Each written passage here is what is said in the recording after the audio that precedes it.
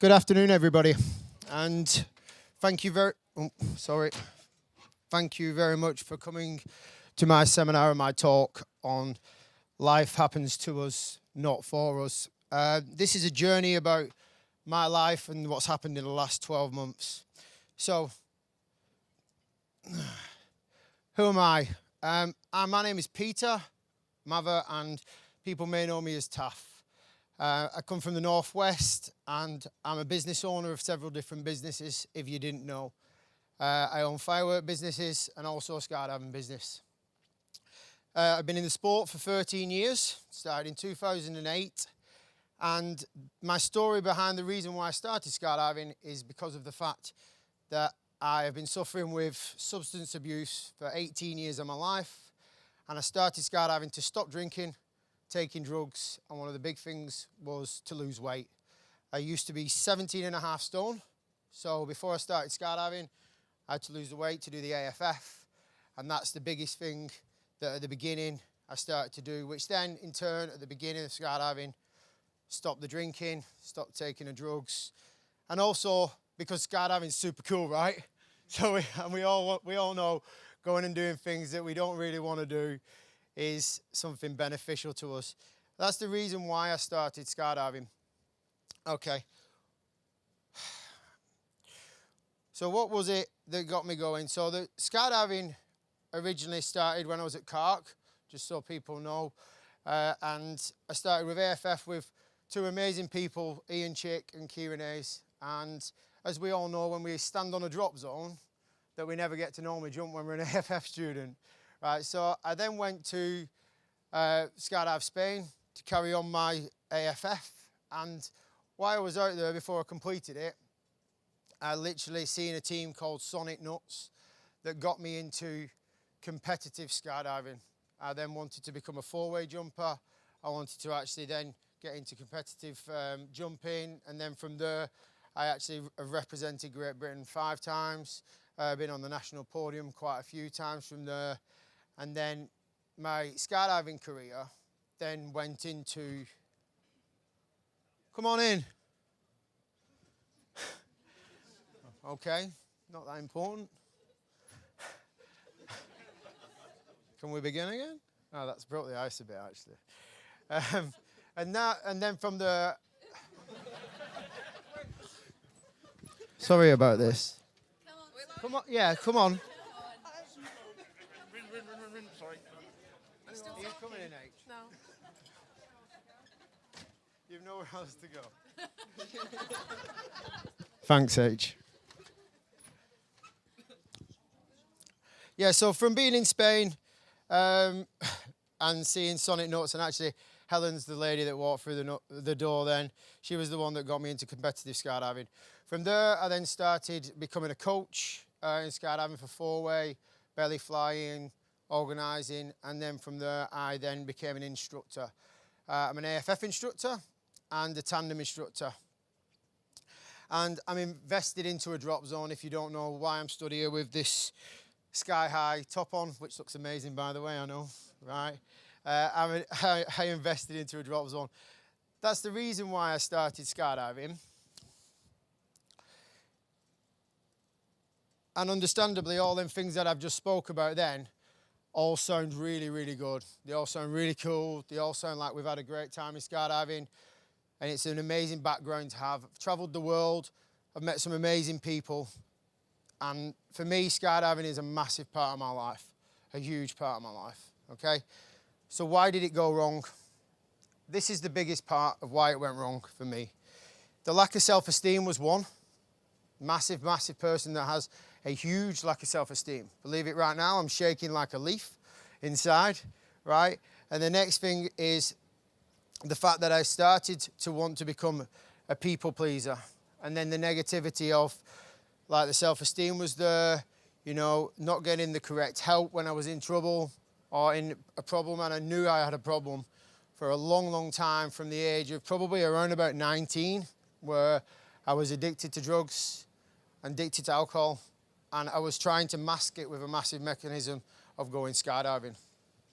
And from there, not speaking to people about it and getting the correct help was one of the big things that I never really got my head around. Like, I couldn't actually feel like I could speak to anybody that actually knew about where I was going, how I was feeling, you know, and the whole fact of continuing to drink, the whole fact of continuing to take the drugs, and then being a massive problem with the self-esteem was creating more and more anxiety for me and more problems for me.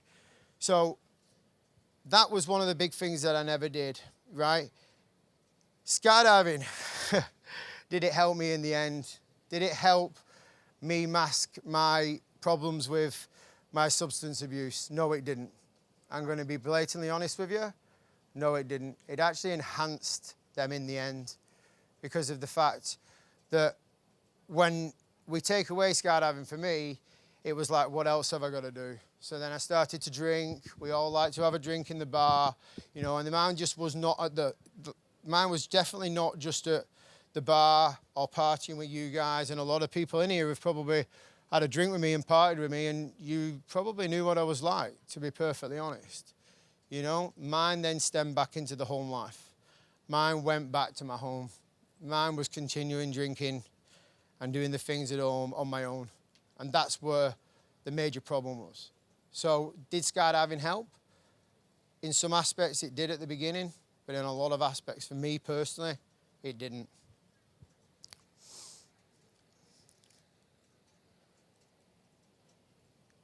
From the increased fear of my story, which you will find out about in later on in this speech, the increased fear of buying a drop zone. In 2020, I actually bought a drop zone, as you well know, and it was 3 days before COVID. So I went from 0 problems with investments personally, from my financial, into a lot of debt with a lot of other people around me as well. So this is one of the biggest things for me that put me into a state of where it went wrong in skydiving. The next one is trying to take my own life. In 2020, in November of 2020, when I was in Portugal, I just had an horrendous 2020 really, in Fur. I'd been arrested for opening one of my shops in COVID for the fireworks. I'd been struggling with loads of stuff that had been going on in work life, everything else. And then when I got to Portugal, that's when everything hit me at once. And that's when I tried to take my own life, not once, but twice. Oops.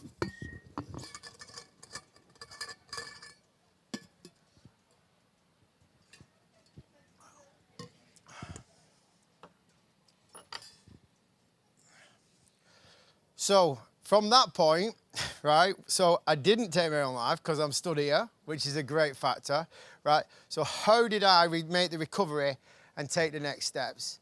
And this is what the key speech is all about, really. You've heard a little bit about my story.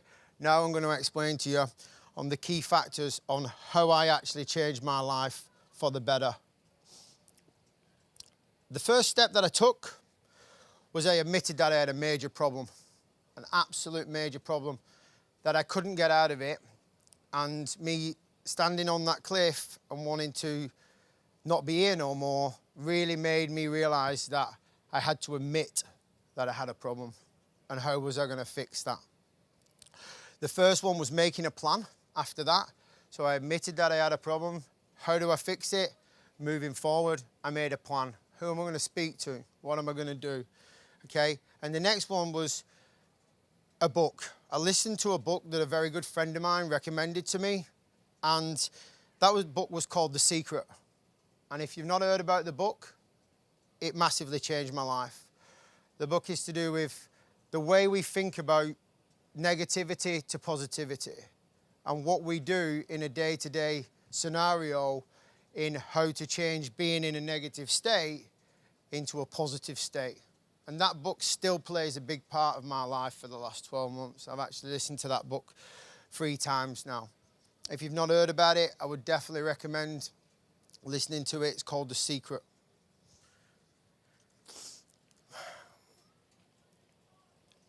After that, I then went and got professional help, which was the right help, which was a counsellor at the time. It was a personal lifestyle coach.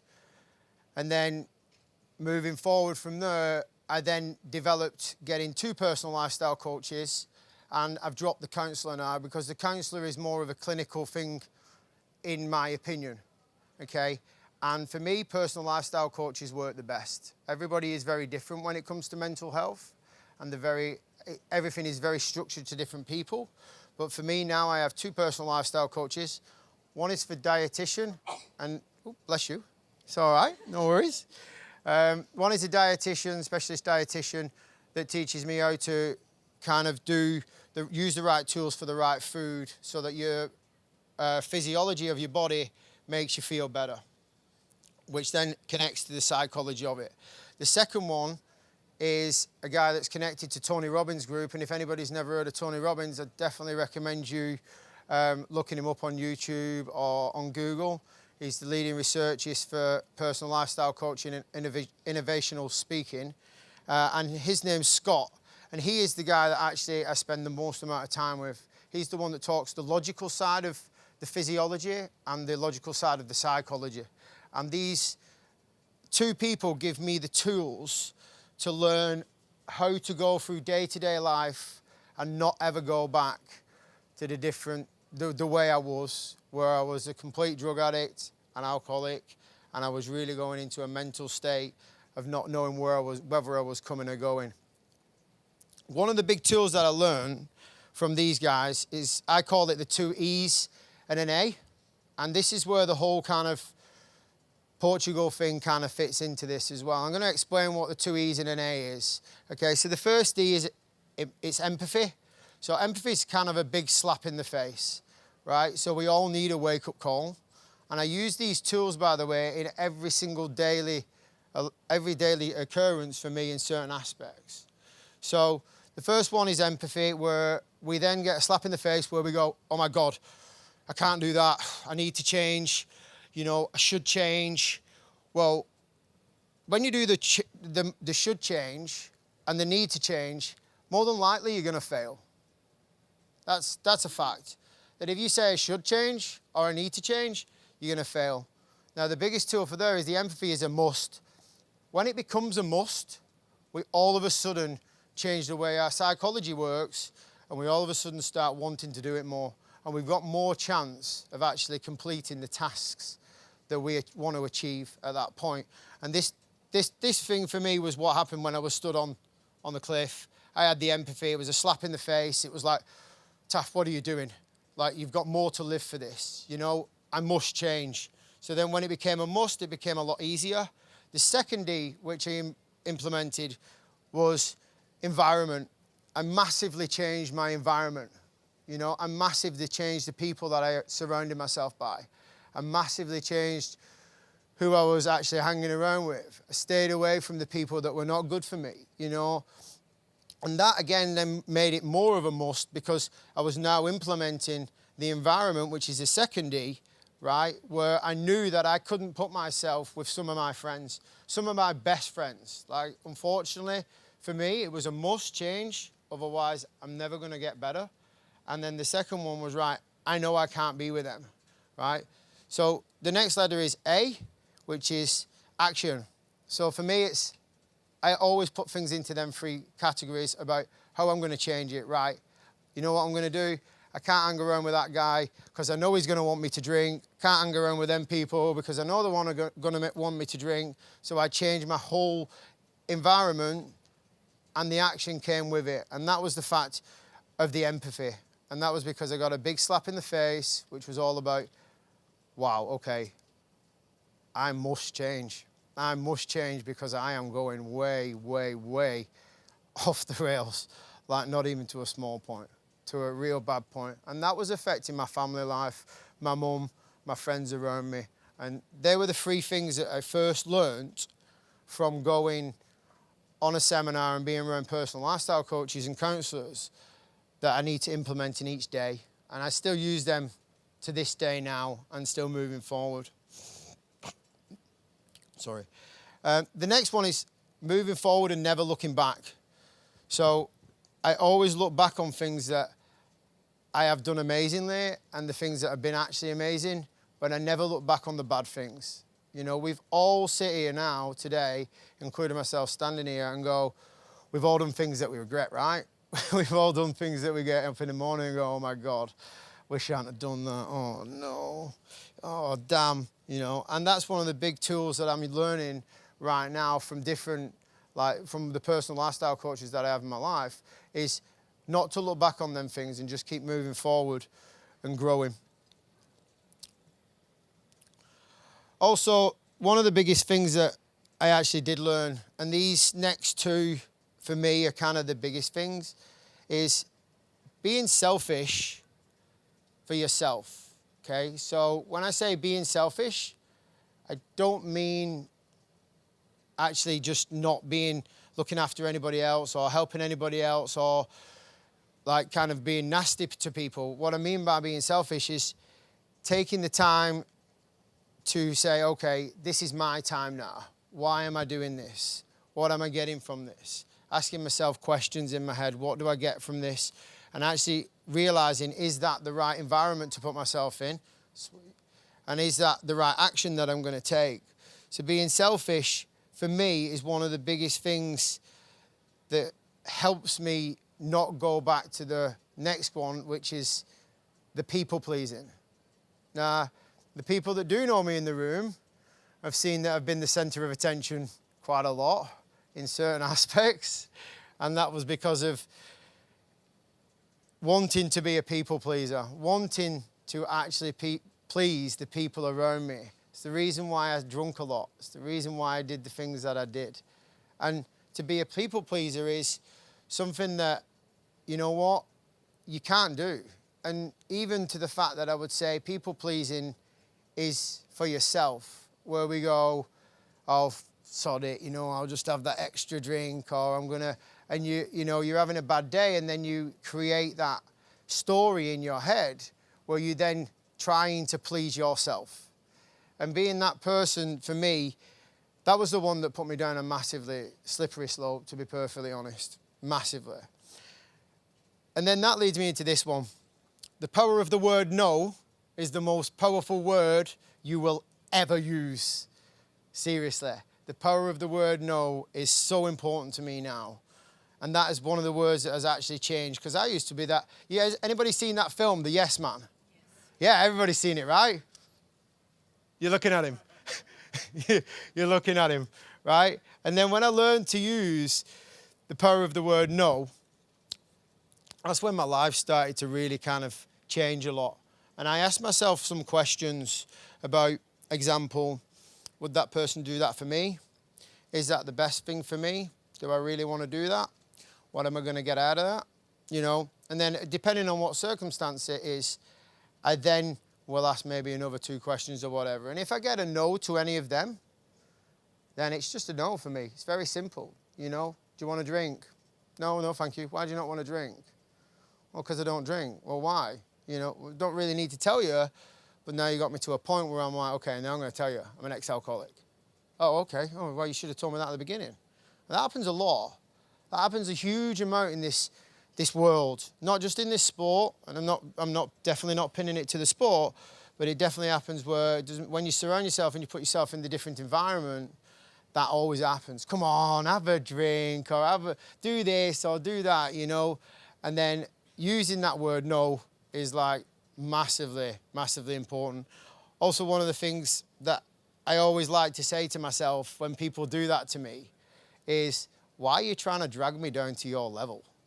Like, my level is here. Like, I am here. Anybody ask me how I was today? I'm amazing. You know, I actually am amazing. I'm not lying to you. That's no mask. There's no nothing. I actually am amazing. And when people say that to me and I go, no, they go, come on. And I'm like, well, no, why are you dragging me down to your level? And these are the questions that I ask myself all the time, throughout the day, depending on what it is, depending on a lot of other factors. So this one may make you laugh a little bit, actually, but understanding that life is simple, but not easy, is so important. right? Life is simple, guys. Sorry to tell you, super simple, but it's not easy, right? Wake up every day, and I'm going to share some tips with you very recent in a minute about what I do, 5 steps to my daily routine to make changes, because life is hard.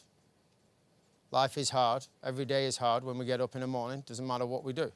Okay, even when I'm amazing. Remember, I'm right up here right now, including stood in front of all you people. So that was one of the big things for me that I really learned, like the knowledge of going forward and realizing that everybody has day-to-day kind of struggles. Everybody has day-to-day things, but just how do we change it is so key, all right?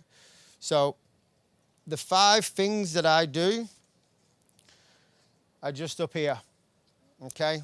These are the things that I've used and developed over the time in the last 12 months of me becoming a way better person, and a lot of people understand that out there, okay?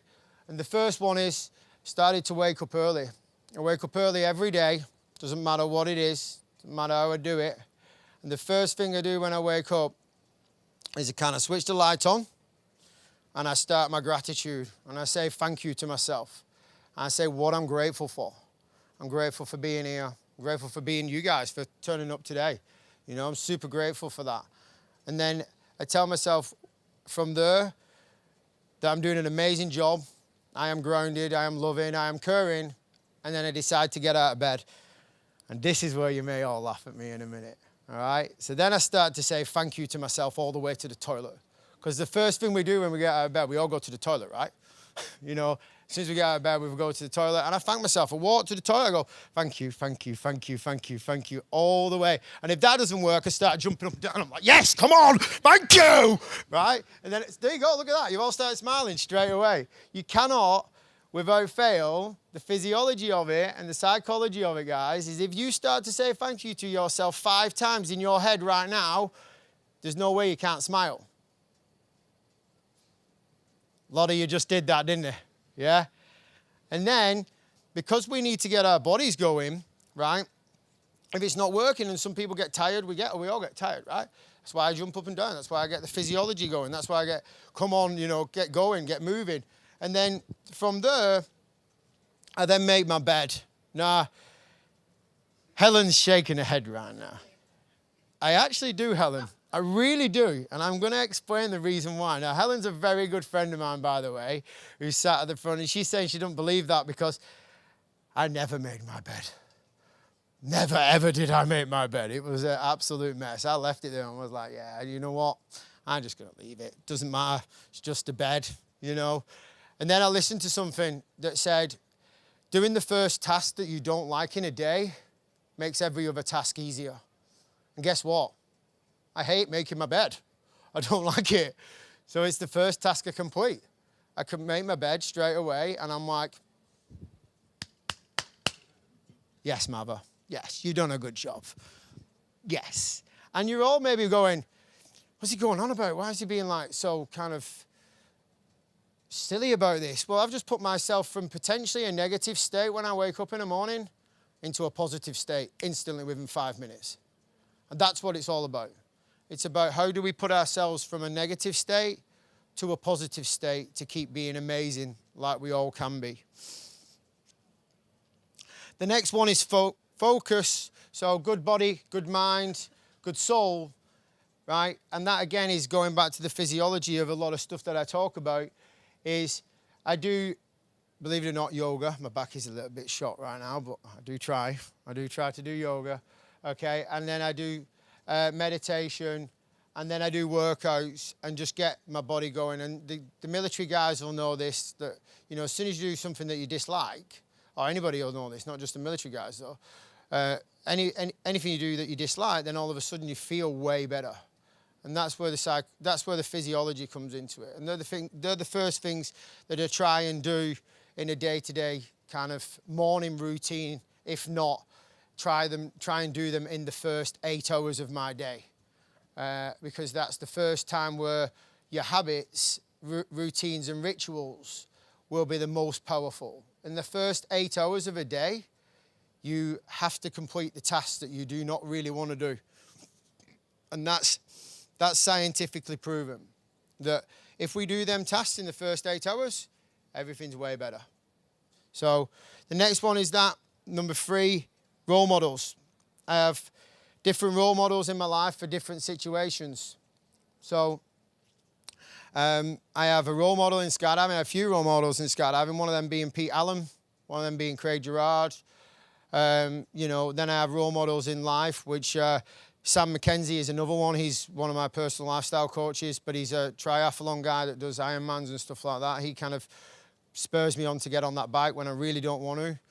And then I have the other one, which is Tony Robbins. Tony Robbins is a great inspirer to me, and he's the one originally that I changed my life. I went on a seminar in the Caribbean in March of 2021. I had to think then hard.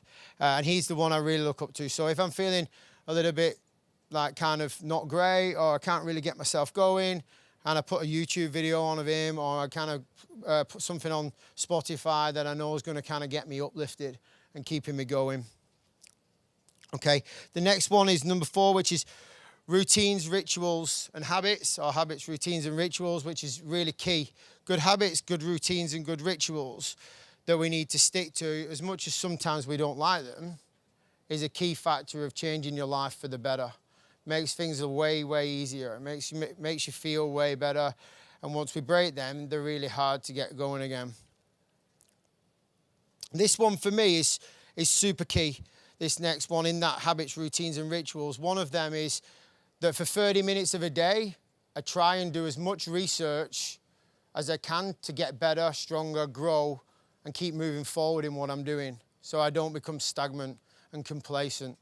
And then if I don't get that 30 minutes in, I try and get as much as I can in the day after, so that it's just key. It's just a good key factor for me about learning and developing where I'm going.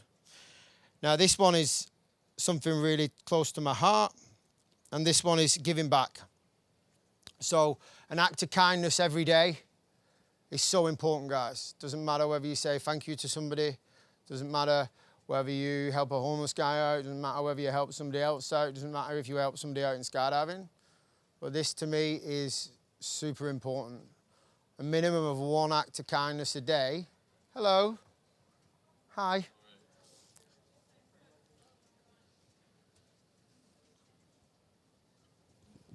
We're not far off, actually. So 1 act of kindness a day is one of the key things that I implement into my day. Now, there are the five things that I do, or I do my best to do every single day of the week. Some of them I may not complete, like the yoga, the meditation, you know, but I keep trying and keep moving forward. And the key factor of all this, me standing here and doing what I'm doing today, is that I am moving forward. I am not staying still. Well, I'm staying still in one spot, but I am moving forward. I am growing and I'm not stopping. And that's the key thing for me. So the final words for me is the best things are still to come. Anyone can do this if they really want to change. Okay, and as you can see on the right-hand side there, left-hand side, sorry, that is Uplift. That's a charity that I've set up with Kate and Gary for supporting skydiving, and that's just to do with mental health, and it's going to take off, and it's going to be an amazing thing. I just want to say thank you, first of all, for everybody coming today. We are going to do a questions and answers, and presuming maybe some people will have some questions for me. And I want to say thank you to all the people that have actually been a part of my life for the last 12 months, helped me change, helped me keep growing, helped me keep moving forward, and helped me not go back to the way I was. All right? Thank you very much.